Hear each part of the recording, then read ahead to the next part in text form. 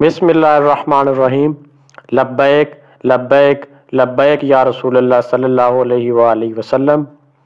नाज़रीन मोहतरम, क्या इमरान खान साहब यहूदी एजेंडा है? जी हाँ, बिल्कुल, इसमें कोई शक नहीं। ये अमेरिका और यूरोप का लेपालिक ग़ुलाम है। बेज़ाहिर महसूस नहीं होने देता, लेकिन ये उन्हीं का नौकर है। सारे रमज़ान मुबारक उसने कंजरियाँ नचवाईं, लोग तरावी पढ़ते थे और ये नाउज़ बिल्ला कंजरियाँ नचवाता था। और अब इसने थोड़े दिन पहले ये बात की कि कब्र में मुझसे सवाल पूछा जाएगा कि ज़िंदगी कहाँ गुजारी, तो मैं कहूँगा तहरीक इंसाफ के लिए। वो लाख करोड़ लानते हो तुझ पर और तेरे सपोर्टरों पर। आया था मदीने की रियासत बनाने। क्या इस तरह कंजरियाँ नचवा कर नाउज़ बिल्ला मदीने की रियासत बनती है?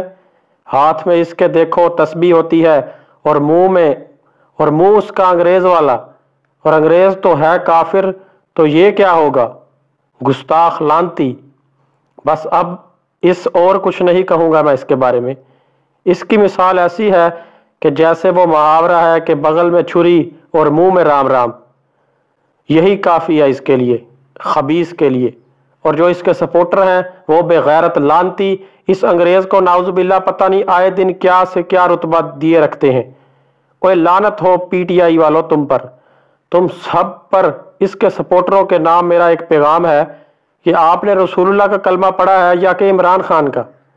इसलिए खुदारा इसका पीछा छोड़ें, इसको दफा करें लानती इंसान को, और अपनी आखिरत के बारे में सोचें।